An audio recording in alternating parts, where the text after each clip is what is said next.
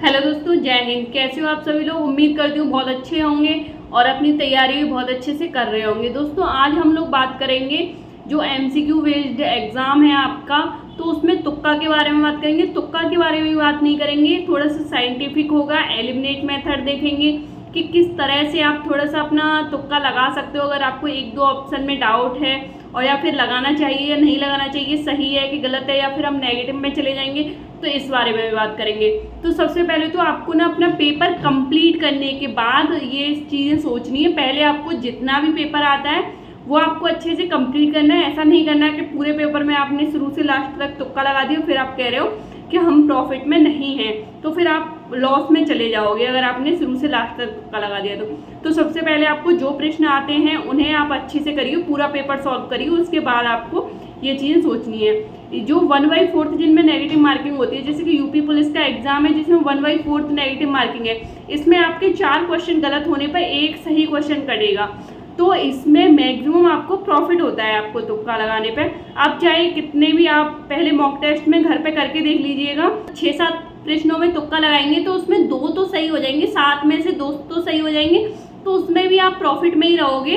तो होते हैं जिनमें 1/4 की नेगेटिव मार्किंग होती है, उसमें आप आराम से तुक्का लगा सकते हैं। और मैंने कल की वीडियो में आपको बता भी दिया, इससे नॉर्मलाइजेशन पे कोई फर्क नहीं पड़ेगा। जो भर्ती बोर्ड का नोटिस था उसमें कुछ नहीं लिखा हुआ है कि आपके नेगेटिव ज़्यादा होंगे तो फिर आपके नॉर्मलाइजेशन में कुछ फ़र्क पड़ेगा, एक्यूरेसी का फ़र्क पड़ेगा, कुछ फ़र्क नहीं पड़ेगा। आपको अगर थोड़ा सा डाउट है तो आप बिल्कुल तुक्का लगाइए, लेकिन थोड़ा सोच समझ के लगाइए, ऐसे ही कुछ भी नहीं लगा दी। अच्छा, जो बच्चे पढ़ रहे हैं ना, जो बच्चे मेहनत कर रहे हैं, वो तुक्का लगाएंगे ना, उनका तुक्का सही जाता है। जो बिना पढ़े होते हैं वो तुक्का लगाते हैं तो उनके गलत जाता है। तो ये पहला मेथड मैं बताती हूँ। जिन क्वेश्चंस में ये होते हैं ना, ऑल ऑफ द अबव, उपयुक्त सभी, वो होता है ऑप्शन होता है कि A B C और उपयुक्त सभी, तो ये मैक्सिमम इसका मैक्सिमम क्वेश्चन का आंसर यही होता है। ओके, जिन क्वेश्चंस में all of the above option होता है उनमें मैक्सिमम वही होता है, और जिनमें नन ऑफ द अबव होता है तो वो होता है, और 2 ऑप्शन जैसे कि A B, तीसरा ऑप्शन दिया हो A और B दोनों, तो उसमें C वाला सही होता है कि A और B दोनों। तो पहले तो आपको अगर इस टाइप के क्वेश्चंस आते हैं तो आपको इनमें लगाना है। और आपको ना दूसरा मेथड है कि आपको जो अलग चीज़ें हैं एलिमिनेट करके आपको हमेशा अपना जो तुक्का लगाना है एलिमिनेट करके लगाना है कि इसका ये नहीं हो सकता। आपको ये नहीं ढूंढना है पहले कि आपको कौन सा हो सकता है, आपको ये ढूंढना है कि ये नहीं हो सकता। तो जैसे कि आपके ऑप्शंस दिए हुए हैं किसी के 10, 12, 13 और एक दे दिया 95, तो ये 95 ना बिल्कुल अलग है, ये कभी भी इसका आंसर नहीं हो सकता।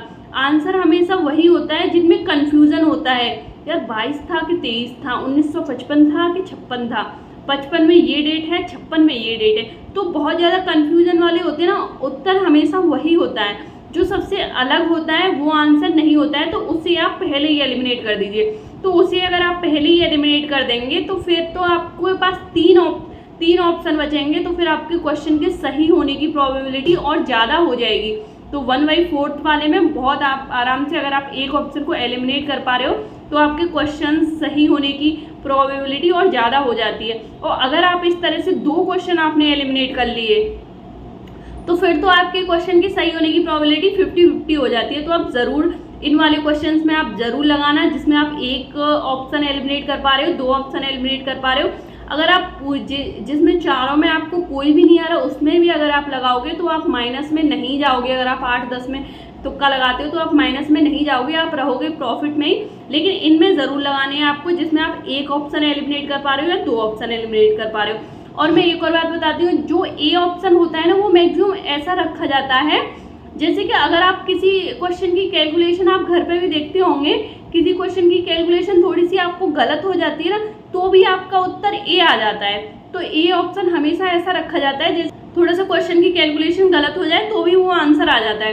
तो A होने की प्रोबेबिलिटी थोड़ी सी कम होती है। मैं ये नहीं कह रही कि होता ही नहीं है, 95% है, 5% नहीं है। D के सबसे पहले A की कम होती है, फिर सबसे पहले A की कम होती है, फिर थोड़ा सा D की कम होती है।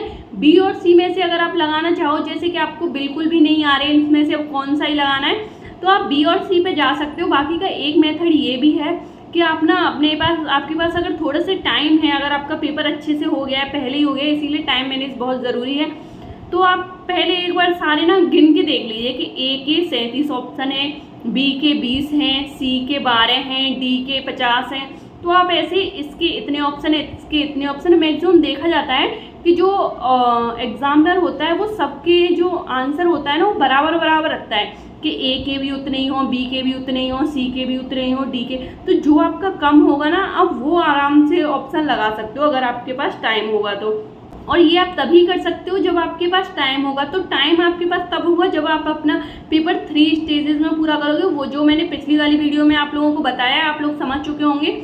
आप लोगों को ऐसे अपना पेपर अटैम्प्ट नहीं करना है कि एकदम से करे जा रहे हो।